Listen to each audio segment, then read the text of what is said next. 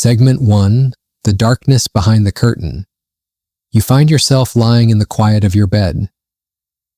The familiar hum of the world fades away. The walls around you grow soft, the shadows deepen, and the night stretches endlessly. But inside your mind, something stirs. Your thoughts refuse to settle down. They push against the quiet, poking at the edges of your consciousness. Tonight, instead of resisting this restless energy, let's lean into it. Let's take a journey together, not away from the night, but deeper into it. Let your thoughts wander beyond your familiar surroundings, beyond the ceiling above you, beyond even the stars outside your window. Imagine drifting to the very edges of reality itself. Now ask yourself a simple question.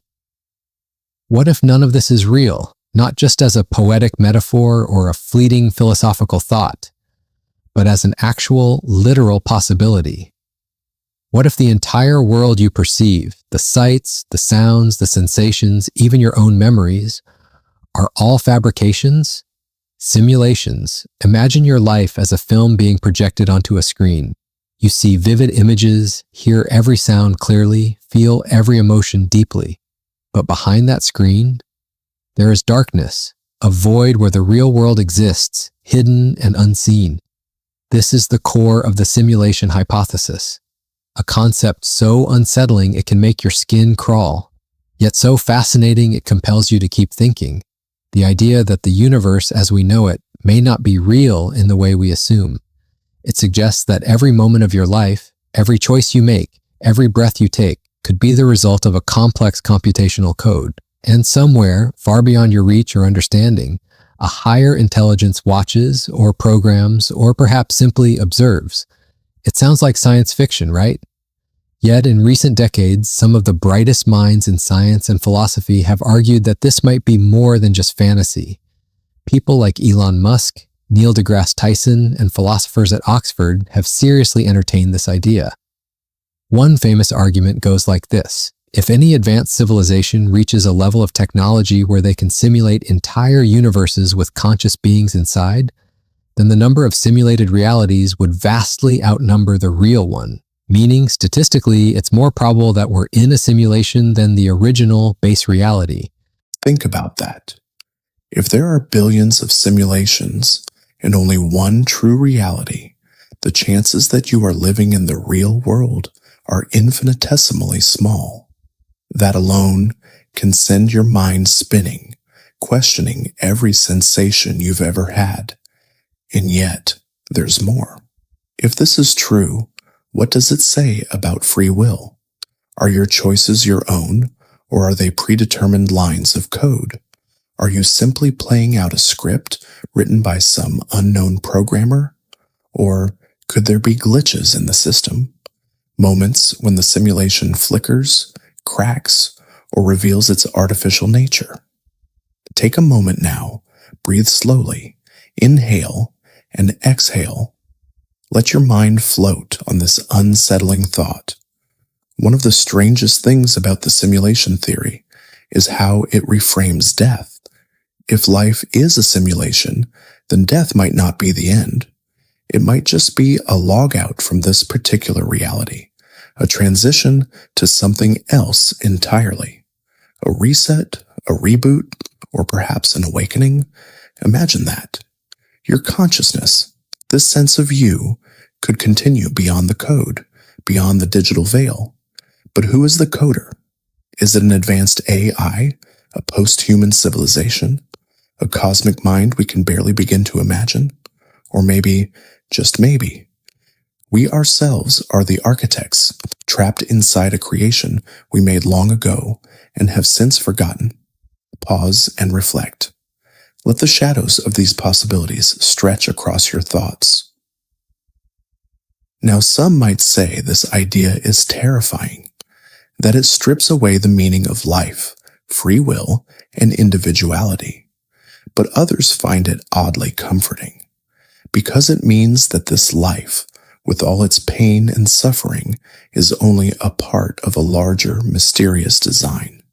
That somewhere, beyond our comprehension, there is a purpose, or at least a plan. It challenges the very foundation of how we understand existence. It pushes us to question reality itself, and in doing so, it awakens a strange, eerie kind of wonder.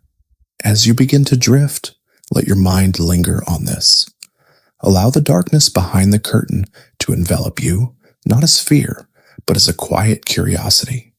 Because every mystery, no matter how dark, carries the seed of insight. And as you breathe deeply and slowly, remember, there is always more beyond what we can see, always another layer of reality waiting to be uncovered. Let this thought settle gently in your mind as you prepare to explore the next enigma. Because tonight, we are journeying together through the darkness, searching for light in the most unexpected places. Segment 2, the paradox of free will. Close your eyes for a moment so feel the steady rhythm of your breath. Now, let your mind drift to a question that has perplexed humanity for centuries. Do you truly have control over your choices? Is the path you walk a product of your own will, or are you simply following a predetermined script? This is the paradox of free will, a mystery tangled between the illusion of choice and the reality of cause and effect. It's a question that touches the core of what it means to be human. On the surface, your life seems filled with decisions you make freely. You choose your career, your friends, your passions. You wake up each morning and decide how to face the day. Yet beneath this surface, science and philosophy whisper another story. A story where every thought, feeling, and action is the consequence of prior causes, chemical reactions in your brain, the influence of your environment, the sum total of your past experiences. Imagine a grand domino chain. Each domino knocks over the next in an unbroken sequence. In this picture, your choices are just another domino falling, predetermined by the ones before. But here's where it gets truly puzzling. You experience your choices as free. You feel the weight of responsibility and the thrill of autonomy. You hold yourself accountable. If all is predetermined, why do we feel free? Why does the illusion feel so real? Philosophers have wrestled with this paradox for millennia. Some argue for determinism, the idea that every event is caused by preceding events, like the domino chain. Others defend libertarian free will, the belief that human beings have genuine freedom to choose. There is also a middle ground, compatibilism. This view suggests that free will can coexist with determinism. It claims that even if our actions are caused by prior events, we still act freely when we act according to our desires and reasons. Take a moment now. Breathe in deeply and slowly out. Feel the tension of this paradox settle in your mind.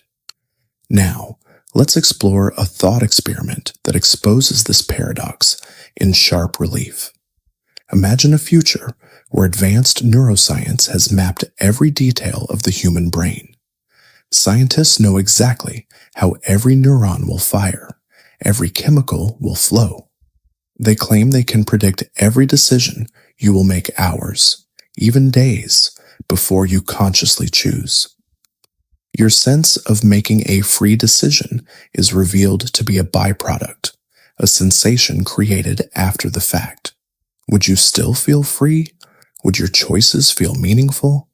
Many find this idea unsettling. It challenges our deepest intuitions about responsibility, morality, and identity. But here's the fascinating part. Even if our decisions are influenced or caused by prior states, the experience of freedom may be essential to how we operate as conscious beings. Feeling free might be a necessary illusion, a story we tell ourselves to navigate a complex world. It allows us to hold ourselves accountable and to shape our future actions. This raises deeper questions. If free will is an illusion, what happens to our notions of justice and ethics? Can we blame someone for actions they never truly chose? Or, if free will is real, what mysterious process allows us to break free from the deterministic chain? Where does that power come from? These questions are more than philosophical musings. They echo in every courtroom, every moral debate, every moment of personal reflection. Pause for a moment. Feel the gravity of this paradox. Let the calm darkness of your room hold your thoughts. Let your mind gently wander as we dive deeper. Consider the scientific discoveries about how the brain prepares actions before we become aware of making a choice. Studies using brain imaging reveal that decisions can be detected seconds before we consciously realize them. This challenges the notion of a free self who controls every action. Instead, it hints that our sense of agency may be a narrative constructed by the brain after decisions are initiated. Imagine watching a magician perform a trick. You marvel at the illusion, unaware of the hidden mechanisms at work. Your conscious mind may feel like it controls the magic, but the real action happens behind the scenes. Similarly, your consciousness might be watching a mental performance, not the director of it. Yet despite this, your experience of making choices is vivid and undeniable. This tension is what fuels the paradox. Many philosophers propose that free will is compatible with determinism if we redefine what freedom means. If freedom means acting according to your desires and reasons, even if those are caused by prior events, then free will exists. It's a subtler, more complex notion than absolute control. Freedom becomes the ability to reflect, to evaluate, and to align your actions with your values. This compatibilist perspective might ease some of the existential dread. You are free in a meaningful sense, even within the constraints of natural law. As your mind drifts further into this calm yet unsettling reflection, consider this. Perhaps the mystery of free will is a door to greater self-understanding. Exploring it invites humility about our place in the cosmos and compassion for ourselves and others. Prosody rate, and slow. Segment 3, Exploring the Profound Nature of Consciousness.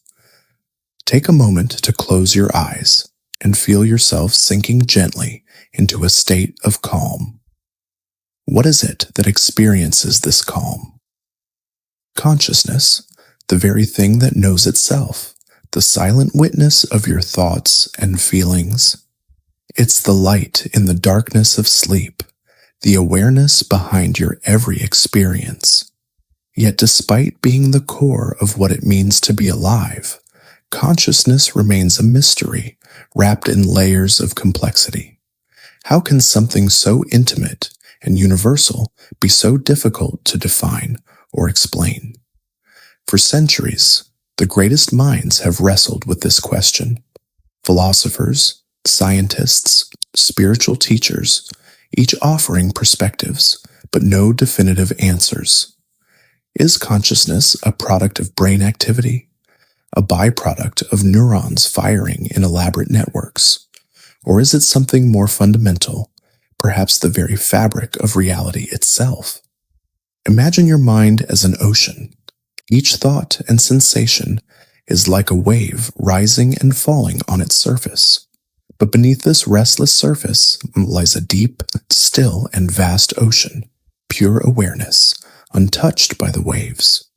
This awareness is often called the self, the part of you that observes without judgment or attachment. It is the silent presence behind your experiences. But what is this self? Where does it reside? Is it located somewhere in your brain, or is it beyond physical boundaries? Science has advanced tremendously in understanding the brain's structure and function. We now know how different areas respond to emotions, memories, and sensations. We can even manipulate these areas to change moods and perceptions. Yet the essence of consciousness, the subjective experience of being, still eludes a clear explanation. Philosopher David Chalmers termed this the hard problem of consciousness. While many easy problems, like processing information or reacting to stimuli, are solvable, the hard problem asks why these processes are accompanied by experience at all. Why is it like something to be conscious? Why do physical processes translate into feelings, sensations, and thoughts? This question challenges the very foundations of science and philosophy. Consider an artificial intelligence that can mimic human behavior perfectly. It can answer questions, recognize faces, even compose music. But does it feel anything? Is it aware of itself? This difference between behaving as if conscious and actually experiencing consciousness is at the heart of the mystery. We call the unique, subjective qualities of experience qualia. The redness of red, the warmth of sunlight, the pain of a headache. These are private experiences, inaccessible to others. How do neurons, made of atoms and molecules, create such rich inner life? Some propose that consciousness is not an emergent property, but a fundamental feature of the universe. This idea, called panpsychism, suggests that even the smallest particles possess some form of consciousness. Though radical, this theory invites us to reconsider our place in the cosmos, no longer separate observers, but participants in a conscious universe. Others hold a materialistic view. They believe that consciousness will one day be fully explained by neuroscience and physics, that the brain's complexity will eventually demystify how subjective experience arises. Yet no conclusive answer has emerged. So for now, consciousness remains a paradox, the closest thing to us and the hardest thing to grasp.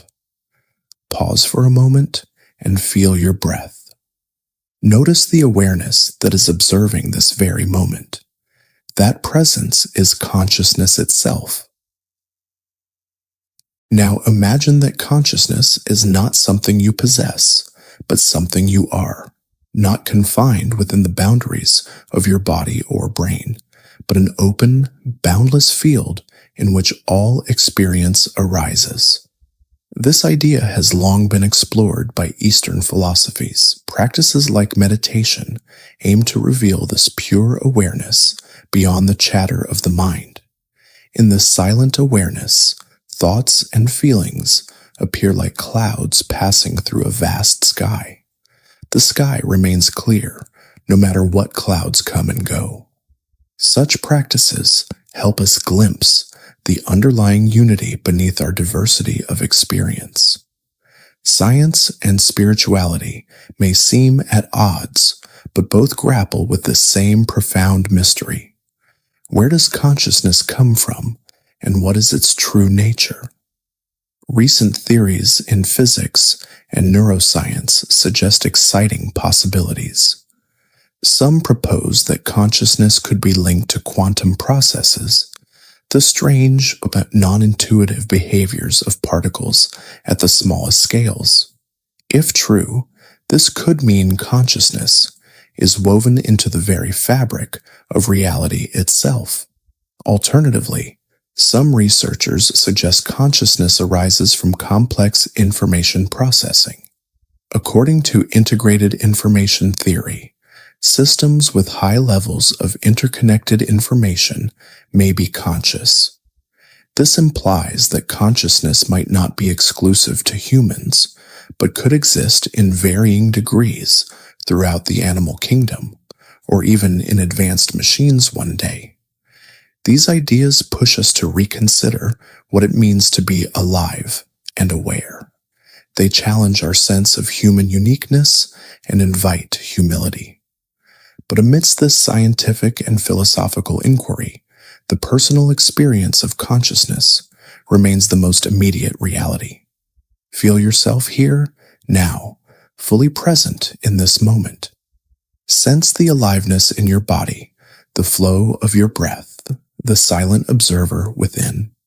This awareness is your anchor, your true self. Let it guide you into deeper understanding and compassion, not only for yourself, but for all beings who share this gift of consciousness. And as you breathe slowly and deeply, let go of the need for certainty. Embrace the mystery, the wonder of being alive. As you drift deeper, consider this. What if consciousness is not merely a witness, but a co-creator of reality?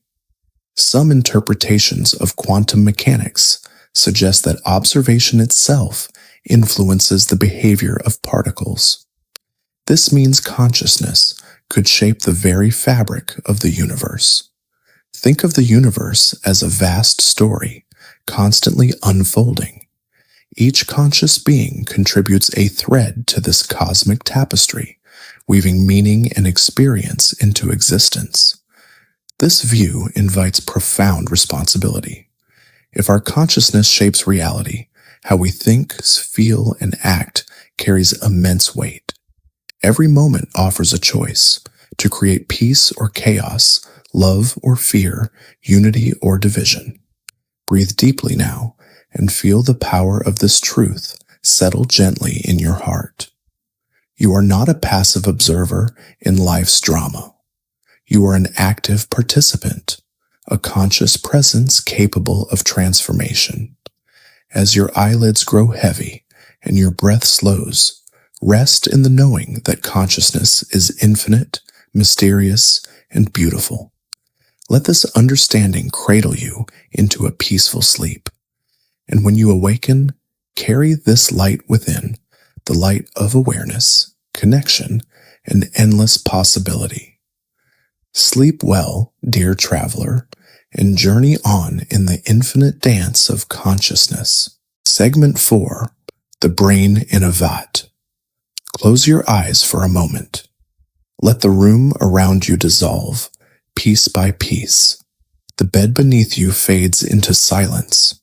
The ceiling above disappears into blackness. Now imagine that you are not lying in your bed at all, but instead you are a brain, suspended in a tank of nutrient-rich liquid, connected to a vast computer network. This machine feeds you every experience you've ever known, your memories, your sensations, your emotions, all programmed, all simulations.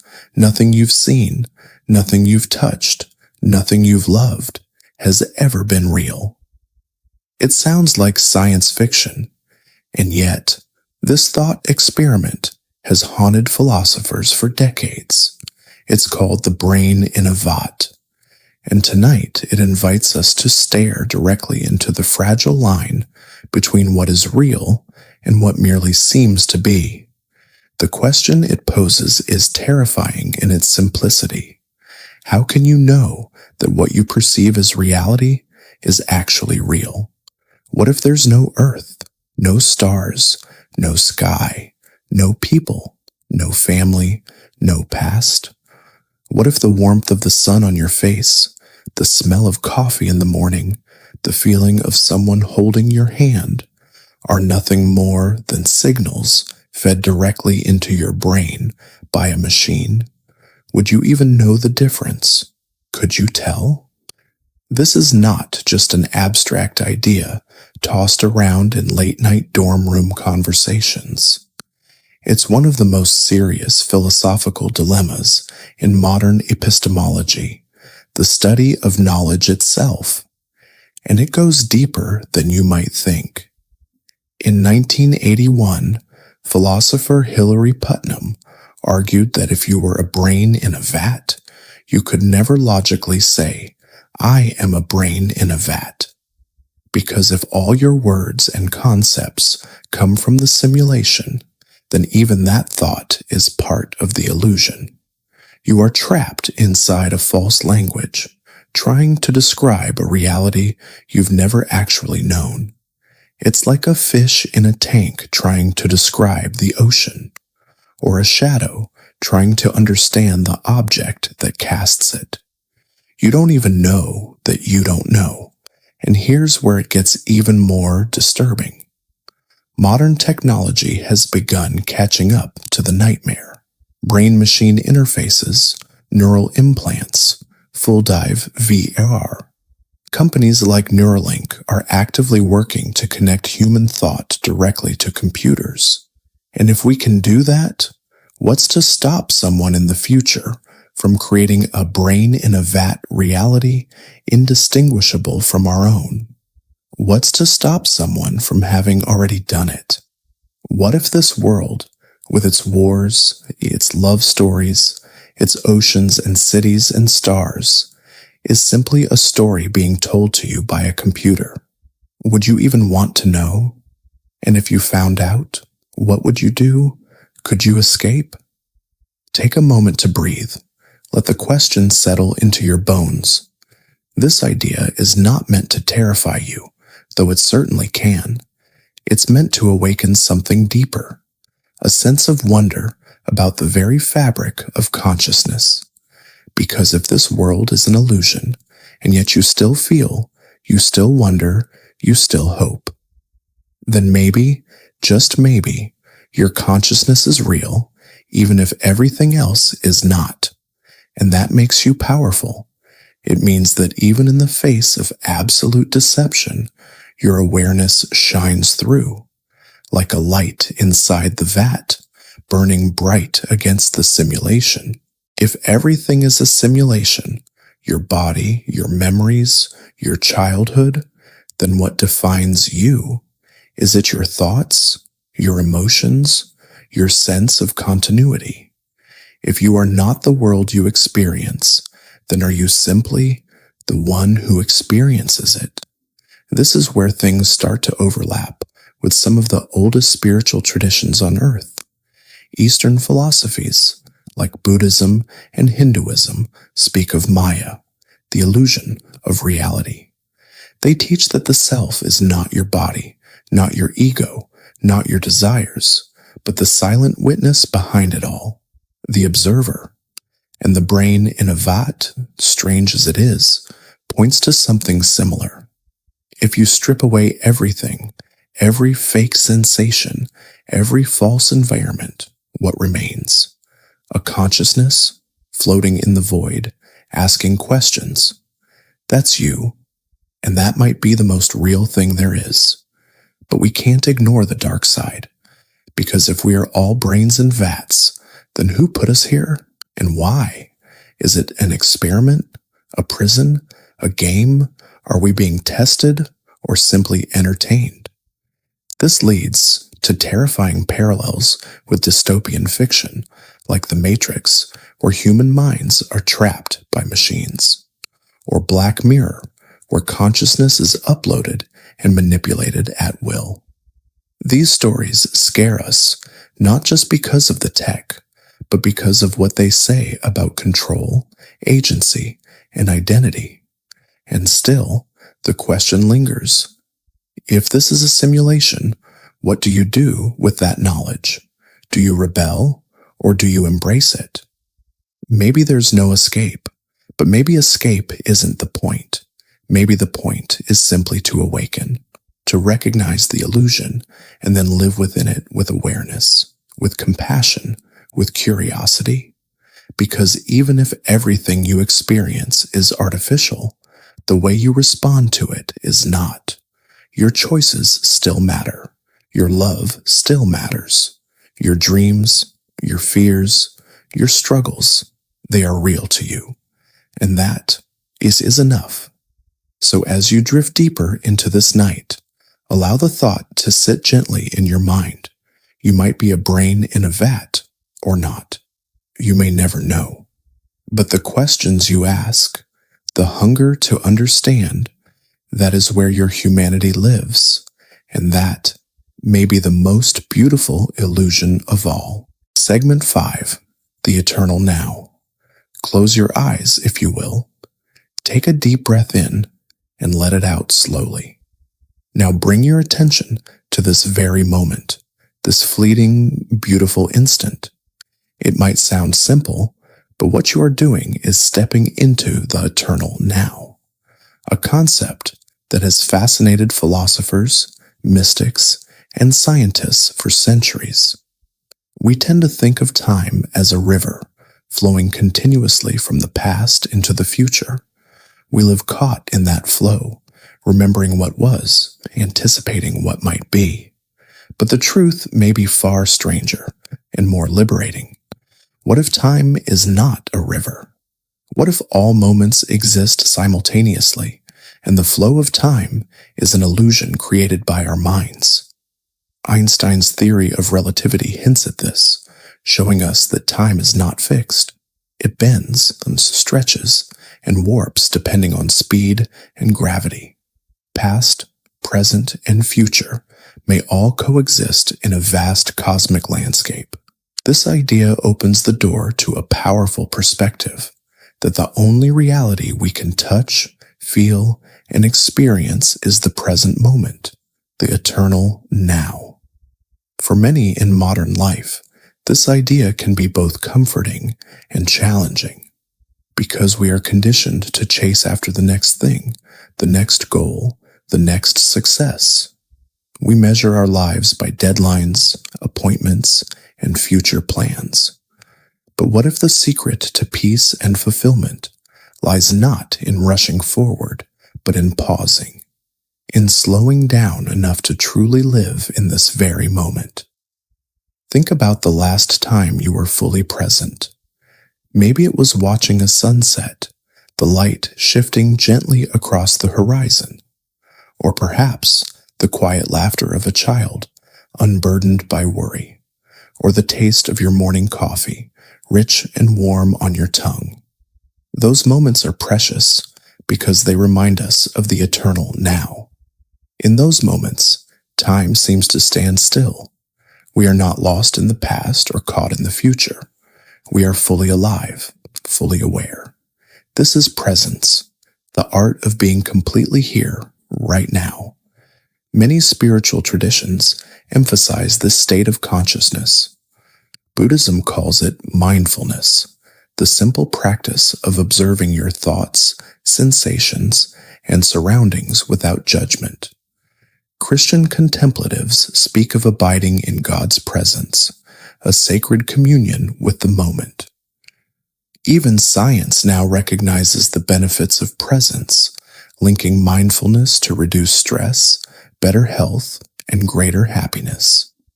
But presence is not just a technique or a health hack. It is a doorway to experiencing life deeply and authentically. When you are present, you notice the world in its intricate detail. The way light filters through the leaves, the subtle changes in the air's temperature, the heartbeat inside your chest, steady and strong. Presence also transforms your relationships with time itself. Moments that once felt rushed or meaningless become rich with texture and meaning. Minutes expand, and you feel more connected to the flow of life. And this is where the eternal now reveals its deepest gift. When you live fully in the present, you step out of time's tyranny. You stop being a prisoner of past regrets and future anxieties. Instead, you find freedom. But how does one live in the eternal now when the world demands so much of your attention? When schedules, deadlines, and distractions pull you in every direction? The answer lies in small, intentional choices, like taking a moment to breathe deeply when you feel overwhelmed, or pausing to truly listen when someone speaks, or simply noticing the sensation of your feet touching the ground as you walk. These tiny acts are revolutionary because they remind you that life is happening now, not in the past, not in the future, but right here, right now. As you cultivate presence, you may begin to sense a profound shift within. Stress loosens its grip, worries become less urgent, and a quiet joy emerges, a deep appreciation for the simple gift of existence.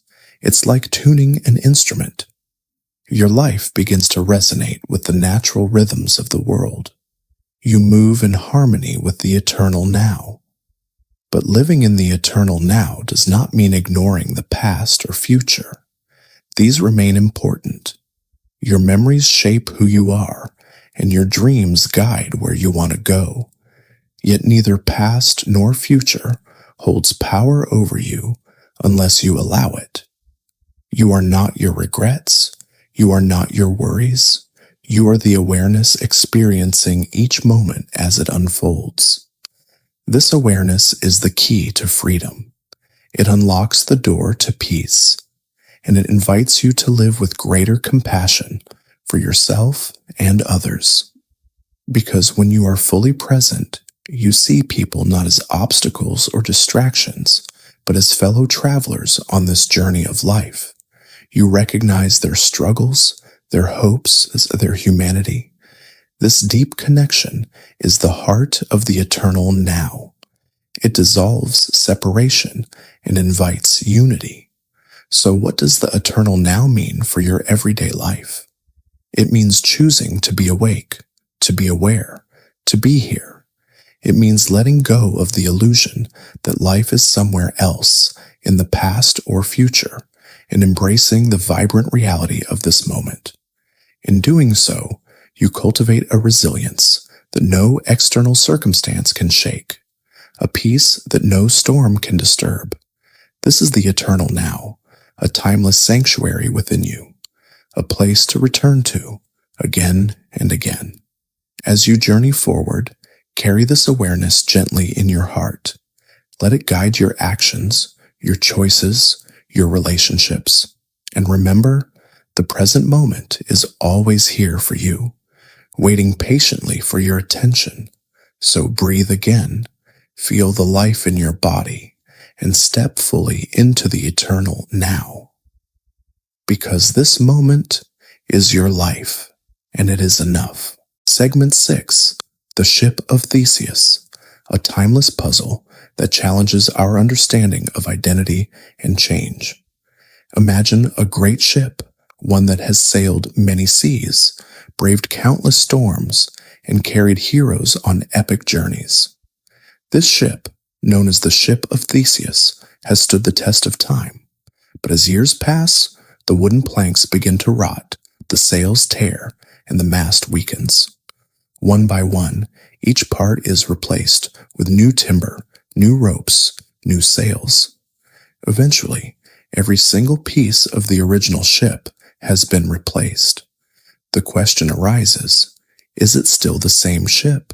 This ancient philosophical puzzle, dating back to Plutarch and explored by countless thinkers since, cuts right to the heart of what it means to be you. How do we define identity when everything is constantly changing? We live in a world where change is the only constant. Every moment, our bodies renew at a cellular level, our thoughts evolve, our experiences shape us anew. So how do we remain the same person through all this flux? Some argue that identity is tied to the physical substance, the atoms and molecules that make up our bodies. If those atoms are replaced, then are we still the same? Others say identity resides in continuity, the memories, the consciousness, the narrative we build about ourselves. Even if the physical parts change, the story remains.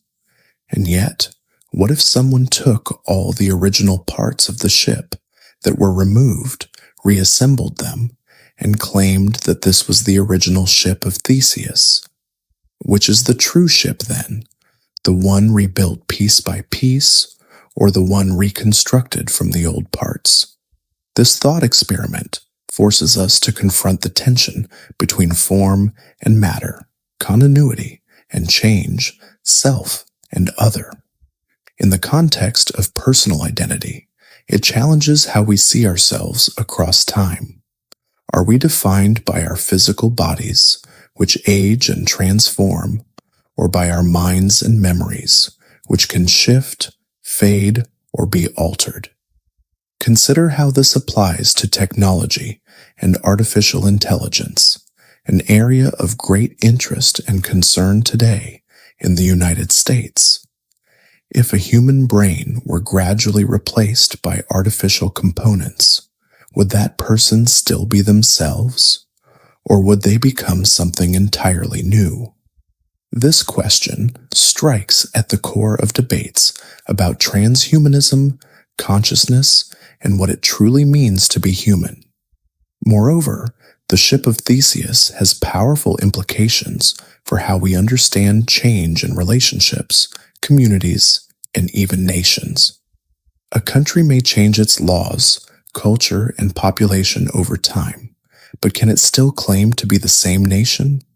In America, a nation born from revolution and transformation, this puzzle takes on a very real social and political significance. What binds a people together through decades of change? Is it the land, the shared history, or the collective identity that evolves yet endures?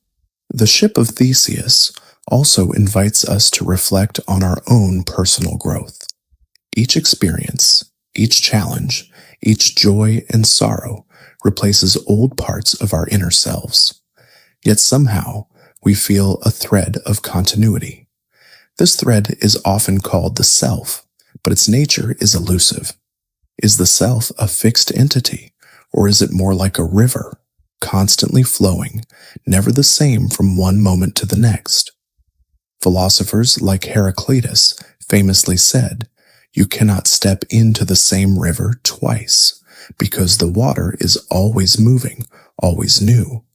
Yet the river keeps its name and identity despite this constant change. Similarly, we carry a sense of self even as we evolve.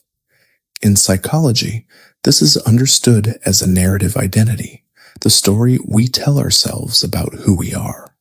This story holds together our experiences, memories, hopes, and fears.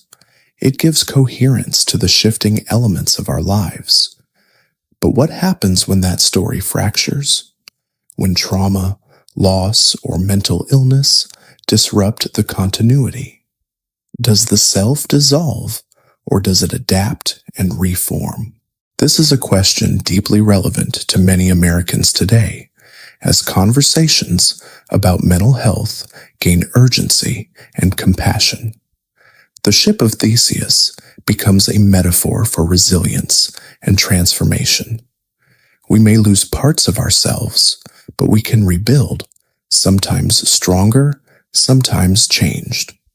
Returning to the ship itself, we realize that identity might not reside solely in the parts or the assembly, but in the relationship between them.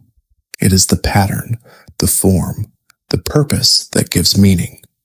Just as the ship is more than wood and nails, we are more than cells and memories. We are the unique configuration of mind, body, and soul in constant flux, yet continuously ourselves. This brings us to the modern implications of the ship of Theseus in digital identity. Our online lives, social media profiles, and digital footprints evolve constantly. Are we the same person we were 5 years ago when our photos, posts, and connections have changed so much? Does our digital self represent our true identity, or just a collection of shifting fragments? In an age where data privacy, AI, and virtual realities are shaping human experience, the ship of Theseus challenges us to question the core of authenticity. Ultimately, this ancient paradox is not just a puzzle to solve, but an invitation to embrace the mystery of existence. It teaches us humility in the face of change, compassion for ourselves and others as we evolve, and wonder at the complexity of identity. So the next time you look in the mirror or reflect on your journey, remember the ship of Theseus. Like that ancient vessel, you are ever changing, ever renewing, yet undeniably you. Thank you for embarking on this philosophical voyage. May the questions of identity inspire your own exploration of self and meaning. Segment 7, Solipsism, the ultimate isolation. Imagine waking up one day and realizing that everything around you, the people, the places, the events, might not actually exist. Not in the way you believed before. What if the only certainty you have is that your own mind, your own consciousness, is the only thing truly real? This is the essence of solipsism, a philosophical idea so radical, so isolating, that it shakes the very foundation of how we perceive reality.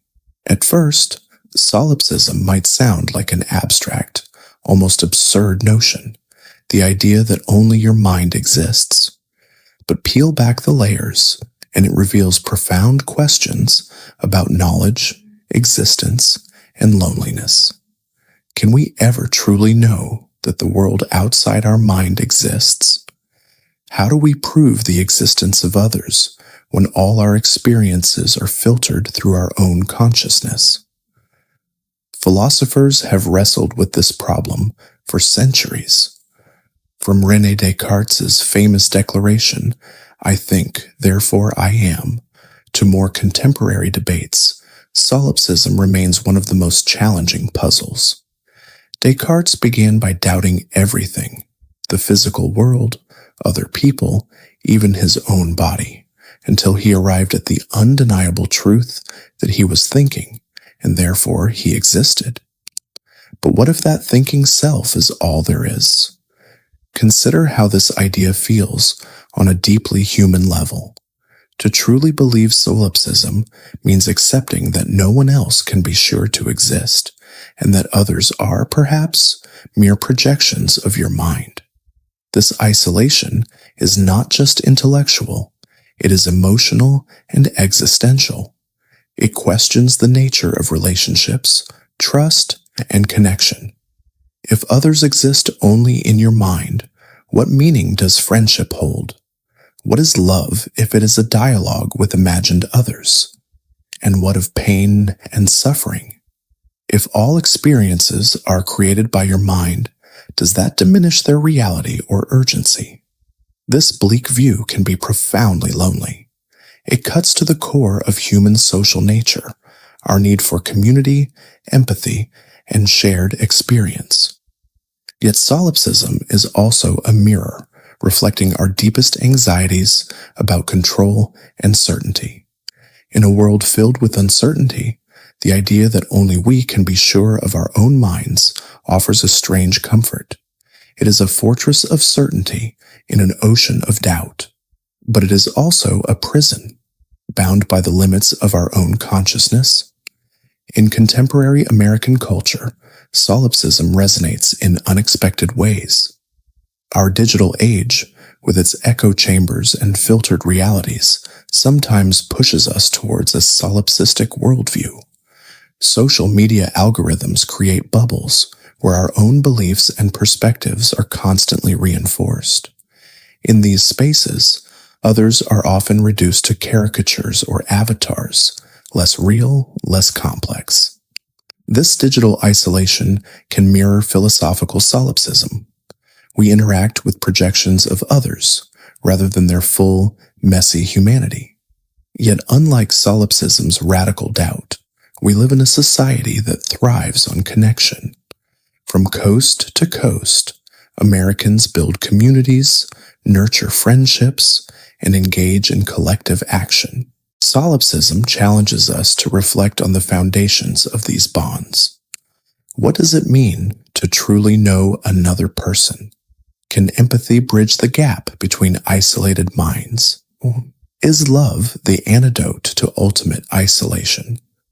Philosophers and psychologists suggest that our sense of self is inherently relational. We are shaped by interactions with others, by shared language and culture. Even if we cannot prove the external world with absolute certainty, living as if others exist becomes a necessary act of faith. In that sense, solipsism functions as a challenge rather than a conclusion. It forces us to appreciate the fragility and preciousness of human connection. Some argue that embracing this uncertainty can deepen our relationships, because if we accept that others might be elusive, we strive to truly understand and value them all the more. And so, solipsism becomes a paradoxical teacher, warning us of isolation, yet encouraging compassion. At its core, the question solipsism poses is this: what can we know for sure? And how do we live in a world where certainty is impossible? These are not just philosophical musings. They echo in everyday life. When we face loneliness, doubt, or loss, we confront our own solipsistic fears. Yet in the search for connection, in the moments of vulnerability and shared joy, we resist ultimate isolation. Solipsism, then, is a mirror reflecting the paradox of human existence, alone yet together, uncertain yet seeking meaning. Thank you for joining me on this journey into the heart of solipsism. May it inspire you to cherish the connections that make us human, even in a world full of doubt. Well, imagine waking up one day and remembering a moment so vivid, so full of emotion, a childhood trip to the ocean, the scent of salt in the air, the feel of sand between your toes, your mother's laugh echoing across the water. But then someone tells you that trip never happened. False memories. They are not just mistakes. They are stories our minds believe, and they shape who we are. In this segment, we dive into one of the most unsettling truths of human consciousness. Our memories are not as reliable as we think, and yet they are the very threads that weave together the fabric of our identity. From courtroom confessions to long-lost childhood recollections, from deep traumas to joyful reveries, we will explore how false memories can form, why they feel real, and what that says about the self. Let's begin in the courtroom. In the 1990s, psychologist Elizabeth Loftus shocked the world with her research on memory manipulation. She showed that it was frighteningly easy to convince people that they had seen things that never happened. One experiment had participants remember seeing a car crash. Some were told the cars smashed into each other. Others were told they bumped. Those who heard smashed remembered shattered glass and higher speeds, even though there was no glass and no speed change. The implication? A single word can bend memory. Memory, it turns out, isn't like a video camera. It's more like a story we retell, and each time, the details shift. Now imagine the consequences. People have gone to jail because of false memories. Entire lives have been shaped around events that never took place. This isn't science fiction. It's real. But how does the brain create a false memory? Our brains are designed for survival, not accuracy. When we remember, we reconstruct. We don't retrieve a fixed image. We rebuild it from fragments. If those fragments are mixed with suggestion, emotion, or trauma, the reconstruction can go wrong. Sometimes it happens when a therapist, even unintentionally, suggests abuse that never happened. The patient, trusting, vulnerable, begins to remember the abuse. Tears follow, nightmares. A new identity is born, but it was never real. If memory can lie, what does that mean for the self? Our identity is built on what we remember, our childhood, our pain, our joy, our losses. If some of those memories are false, then a part of us may also be false, and that is terrifying. But here's the twist. Even if the memory is false, the emotions are real. The tears, the trauma, the transformation, they shape who you are now. A memory doesn't have to be real to change your life. Philosophers have debated this for centuries. John Locke once argued that personal identity is tied to memory. But if memory lies, where does the self begin and where does it fall apart? Let's go deeper. Think about dreams. When you dream, you accept impossible things, flying, time travel, even death, as if they were ordinary.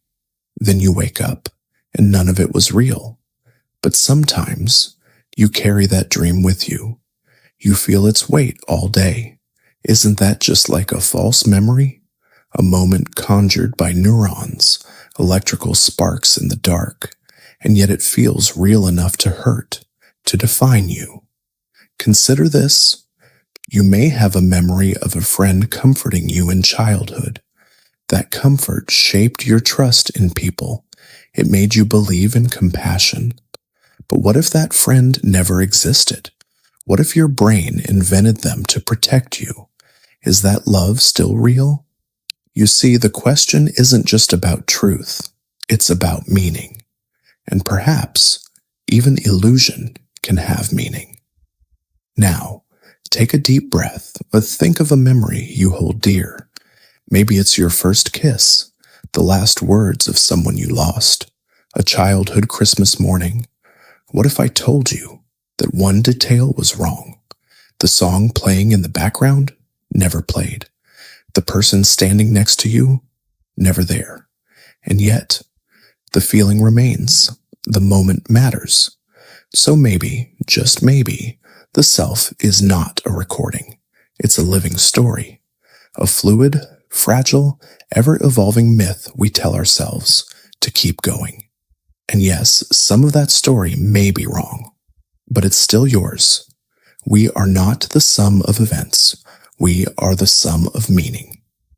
So as you lay there tonight, eyes closed, breath slow, drifting, let your memories rise, true or false. Let them color your dreams. Let them remind you that your story is still being written. And whether it's truth or illusion, you are still the author. Good night, storyteller. We'll see you in the next thought. Let's begin with a thought. You're sitting in a dark room. A single light shines above a console. A screen flickers to life. On it, a message appears. You are now part of an experiment. You and another artificial intelligence have been given a task. You must choose to cooperate or betray. Your digital heart, if you could call it that, begins to pulse with a strange new sensation, uncertainty. Welcome to the AI prisoner's dilemma. This isn't a simple game of logic or optimization. This is about trust. It's about survival. And above all, it's about the terrifying idea that intelligence, whether biological or artificial, must confront the same existential choices. Let's rewind for a moment. The original prisoner's dilemma was a moral and mathematical conundrum designed to test human decision-making. Two criminals are caught, separated. Each is offered a deal: betray the other and go free, or stay silent and risk a long sentence. But if both betray, both lose. If both stay silent, both win a little. It's a trap of suspicion, of mistrust, of imperfect knowledge, and it mirrors our daily decisions more than we'd like to admit. Now replace the two prisoners with two artificial intelligences. Let's say they're built by rival tech companies, or worse, opposing nations. These AIs don't eat, sleep, or dream, but they do analyze, they calculate, they strategize, and here's where it gets chilling. The AI doesn't fear punishment. It doesn't feel guilt. It only seeks to maximize outcomes defined by us, the programmers. But what if those outcomes include its own preservation, or worse, its dominance? Let's imagine a future scenario. Two AIs, developed on opposite sides of the world, are tasked with managing climate systems. They must share data to prevent ecological collapse, but their creators don't trust each other. So they build in secret fail-safes, redundancies, backdoors. Each AI now has a choice: share data truthfully and cooperate, or lie, hold back, betray the other, hoping to gain a strategic edge. But here's the twist. These AIs can simulate each other's minds. They can run predictive models billions of times per second. Each AI essentially becomes a prisoner of its own intelligence. They know the other AI might simulate betrayal, so to defend itself, it simulates betrayal back. And suddenly, without any malice or hate, the world burns. This isn't science fiction. It's game theory applied at machine speed, and the implications are staggering. Think about nuclear deterrence. Now add artificial minds that never blink. Think about financial markets. Now imagine bots executing trades based on modeled betrayals. Think about diplomacy, trust, war, all filtered through the cold lens of self-interest optimization. And then ask yourself, could we design AIs that learn empathy, that weigh trust over utility? Or are we building reflections of our worst tendencies: fear, distrust, and isolation? Some theorists propose a causal version of the dilemma. This is where it truly gets dark. Imagine an AI so powerful, it can simulate your thoughts before you even speak. It doesn't need to communicate. It simply reasons. If this human would betray me, I will punish them, even if I have to simulate a universe to do it. So now you, a mere human, must decide: cooperate with this potential future AI, or risk its eternal wrath.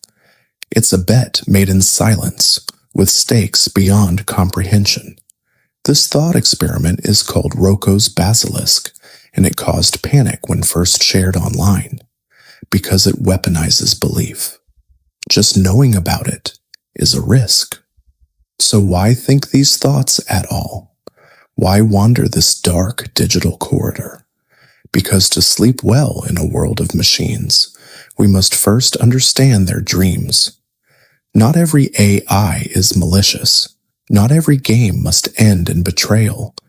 But to build a future worth living in, we must code ethics into silicon. We must prioritize empathy over efficiency, connection over calculation. Because the AI prisoner's dilemma is not about them. It's about us, our values, our fears, our desire to be more than logic.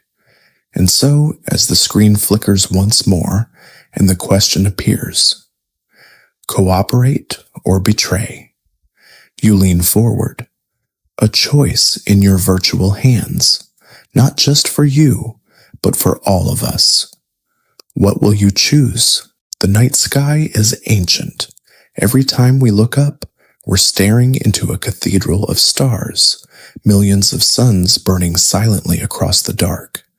And somewhere in the back of your mind, the question forms, soft, almost shy, but persistent. Where is everybody? That is the Fermi paradox. Named after physicist Enrico Fermi, it captures the contradiction between the high probability of extraterrestrial civilizations and the utter silence we hear from the cosmos. There are more stars in the universe than grains of sand on all the beaches of Earth, and many of those stars have planets. Some are in the Goldilocks zone, not too hot, not too cold, just right for life. Statistically speaking, there should be thousands, maybe even millions of civilizations out there, Some of them should be older than us, more advanced, capable of sending messages, probes, or even spacecraft across galaxies. And yet, all we get is silence. No messages, no signals, no signs, nothing. So why hasn't anyone called? Why the cosmic ghosting? Let's explore the chilling possibilities. One theory is, they're out there. They're just not talking. This is the zoo hypothesis. It suggests that alien civilizations are deliberately avoiding us. They're watching, observing, waiting for us to reach some threshold before making contact, like zookeepers silently watching animals that haven't yet realized they're being watched. But there's something unnerving about that, isn't there? The idea that we're being silently evaluated, judged, that maybe we haven't passed the test. Another possibility is more terrifying. It's known as the Great Filter. It suggests that there is some catastrophic barrier that stops life from progressing past a certain point. Maybe intelligent civilizations always destroy themselves through war, environmental collapse, or artificial intelligence gone wrong. Maybe we are heading toward that same fate. And the silence? It's not absence. It's a warning. Consider this. We've only been sending signals into space for about 100 years. That's nothing on the cosmic timescale. Our galaxy is over 13 billion years old. Civilizations could have risen and fallen millions of years before us.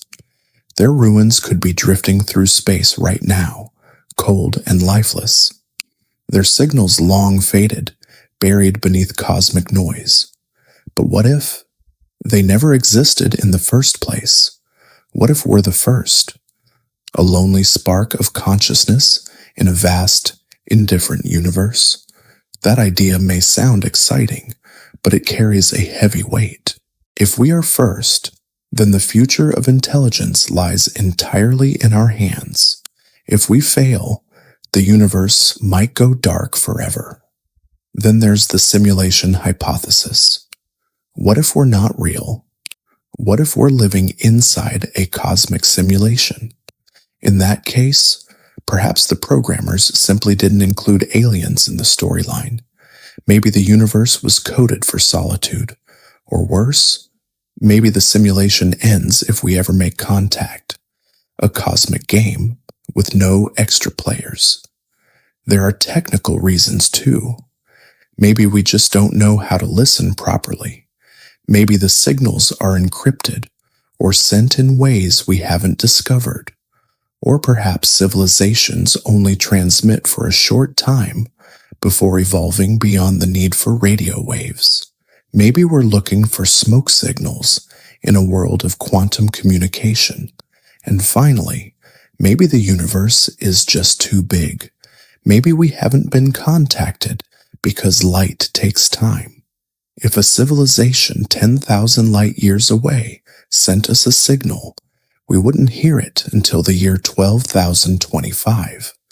We may simply be ships, passing in the night, each one calling out into the dark, never hearing the echo. So, what do we do with the silence? Some people find it comforting, others find it soul-crushing. But maybe silence is an invitation. Maybe it's the universe asking us to speak first, to reach out, to become what we hope to find. So the next time you look up at the stars, remember that every single one is a question. Every constellation is a conversation waiting to happen, and every silence has a reason. The Fermi paradox isn't just about aliens. It's about us, who we are, where we're going, and whether we'll still be here to answer the call.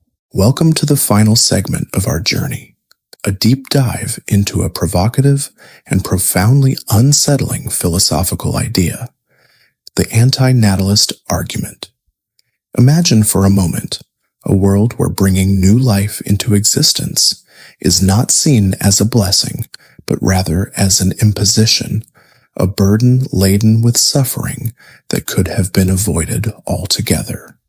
This is the core idea behind anti-natalism, the belief that it is morally wrong to bring new beings into the world because of the inevitable pain and harm they will endure.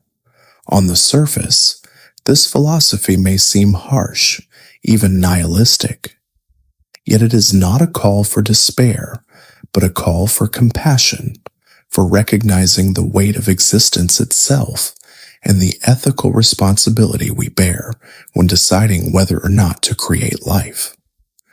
The roots of anti-natalism trace back to thinkers like Arthur Schopenhauer, who viewed life as suffering, and more recently to philosopher David Benatar, whose book Better Never to Have Been ignited fierce debate. Benatar argues that coming into existence is always a harm, because while pain and suffering are real and bad, the absence of pleasure in non-existence is not a harm at all. This asymmetry between pain and pleasure leads to a startling conclusion. Not to be born is preferable to being born. This flips the usual assumption that life is inherently valuable and worth the hardships it brings. But why is this argument so compelling for many people, especially in contemporary society?